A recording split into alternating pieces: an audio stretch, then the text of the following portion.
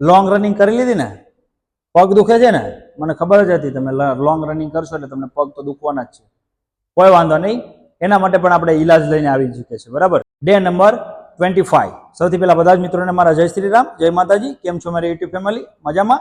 મારું નામ રાહુલ પ્રજાપતિ. આજે આપણે સમજશું કે આપણું માઇન્ડ ફિઝિકલ સ્ટ્રોંગ રાખવા માટે શું કરશું. જે લોકો ડિપ્રેશનમાં છે ને એને બહાર કેવી રીતના કાઢવા જોઈએ એ આપણે આ વિડીયોમાં સમજવાના છે, બરાબર. એની પહેલા વાત કરી લઈએ રનિંગની. આપણે માનો કે આપણે લોંગ રનિંગ કર્યું 2 દિવસ, કાલના દિવસે લોંગ રનિંગ કર્યું, ભાઈઓ બહેનો બંને, બરાબર. લોંગ રનિંગ કર્યું, 7 રાઉન્ડ માર્યા બહેનોએ, 7 કિલોમીટર દોડ્યા ભાઈઓએ, એટલે ઓલમોસ્ટ 3.5 કિલોમીટર બહેનોનું અને 7 કિલોમીટર ભાઈઓનું દોડી લીધું. ખબર પડી ગઈ? તમે આરામથી દોડી ગયા, કોઈ વાંધો નહીં. હવે શું કરશું? વોર્મઅપ કરવાનું છે અને ઓનલી ફોર એબીસી ટ્રેનિંગ કરવાની, દોડવાની જરૂર નથી. એબીસી ટ્રેનિંગ કરો, ડાયમંડિક સ્ટ્રેચિંગ કરો, દોડવાની જરૂર નથી. કેમ કે તમે ઓલરેડી લોંગ રનિંગ કરી ચૂક્યા, તો મસલ ફાઈબર તમારું જે રિકવર થયું નથી, ડાયટ તમે બરાબર લીધી નથી. સંપૂર્ણ માહિતી તમને આમાં જ મળી જશે કે આપણું માઇન્ડ ફિઝિકલ કઈ રીતના રાખવું. આ ડાયટમાંથી ફિઝિકલ થશે. આપણું જો માઇન્ડ ફિઝિકલ હોત ને તો તમારું મસલ રિકવર થઈ ગયું હોત. જો મસલ રિકવર હોય તો તમારું માઇન્ડ ફિઝિકલ સ્ટ્રોંગ હોય. હવે માઇન્ડ ફિઝિકલ રાખવા માટે, સ્ટ્રોંગ રાખવા માટે શું કરશું? આપણે ફિઝિકલ સ્ટ્રોંગ કરવા માટે શું કરશું? પહેલા તો બહારનું જંક ફૂડ બંધ કરી દેવાનું છે, માવા સિગરેટ બધું બંધ કરી દેવાનું છે. પાક્કું ને? કરશો ને બંધ? Very good. આવી રીતના જ મારા કલેજ આવો, બંધ કરી દેવાનું છે. ક્યારે પૂરું થઈ જશે ખબર નહીં પડે. આ બધી વસ્તુ બંધ કરી દેશો ને તમે તો તમારે જે સંપૂર્ણ જે તમારા શરીરને સારું હોય ને એ વસ્તુ ખાઓ. અને ડિપ્રેશન બધા કહે છે, ડિપ્રેશન શું છે તમને? મને તો એ નથી ખબર પડતી. હજી એટલા નાના નાના છુઓ તમે, 18 વર્ષ હમણાં પૂરા થશે, 19 વર્ષ, 22 વર્ષ, 23 વર્ષ, 35 વર્ષના હોતો છે, 20 વર્ષના હોતો છે. એ લોકોને ડિપ્રેશન શેનું છે? હું લેવા ડિપ્રેશન? એક શેડ્યુલ બનાવો ને, ટાઈમ ટેબલ તમારા જીવનમાં.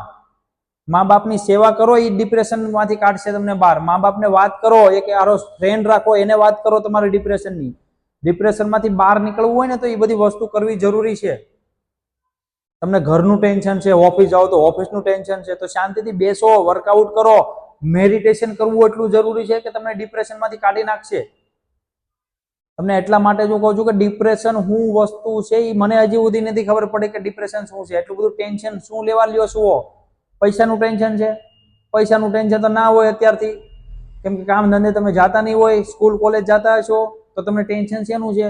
સ્કૂલનું છે, કોલેજનું ટેન્શન છે. એટલું બધું ટેન્શન લેવાની જરૂર નથી, ટેન્શનમાં જીવવાની જરૂર નથી. સમજાય છે હું શું કહેવા માંગુ છું? તો ટેન્શન લેતા નહીં, ડિપ્રેશનમાંથી બહાર નીકળો. ડિપ્રેશનમાં જવાનું નથી, મેડિટેશન કરવાનું ચાલુ કરજો, બધું વ્યૂ જશે તમારું, બરાબર. અને રાતે મેં તમને કીધું ને, લેટ નાઇટ ડ્રિંક તમે જ્યારે સુવો ને, 1 ગ્લાસ દૂધ લેવાનું, થોડી હળદર અને 2 દાણા કેચરના નાખીને હલાવીને પી જાઓ. થોડાક ડ્રાય ફ્રૂટ હારો ખાઈ લો. સ્કિન માટે પણ સારું પડશે, સ્ટેમિના પણ વધી જશે અને ડિપ્રેશનમાંથી બહાર નીકળતા જશો. અશ્વગંધા લેવાનું ચાલુ કરી દો, બરાબર. આયુર્વેદિકમાં ઘૂસી જાઓ, બહુ સારું પડશે.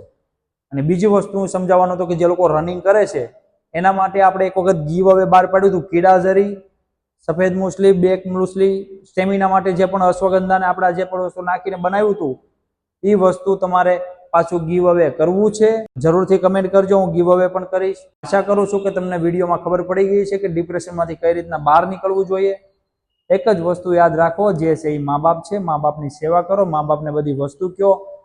અને આ બહાર રહેતા હોય, સિટીમાં ને મગા રહેતા હોય, મા બાપ ગામડે રહેતા હોય તો ફ્રેન્ડ લોકોને તમે કહી શકો છો. લગ્ન થઈ ગયા હોય તો વાઈફને કહી શકો છો, ના થયા હોય તો ફ્રેન્ડને કહી શકો છો, ભાઈને કહી શકો છો, બેનને કહી શકો છો. ટેન્શનમાંથી બહાર નીકળો અને થોડું સારું બનો. હવે વિડીયોમાં તમને પાક્કી માહિતી મળી ગઈ હોય કે ડિપ્રેશનમાંથી કેવી રીતના બહાર નીકળવું છે. તો હવે મળશું આના પછીના વિડીયોમાં. ત્યાં સુધી બધા જ મિત્રોને મારા જય શ્રી રામ.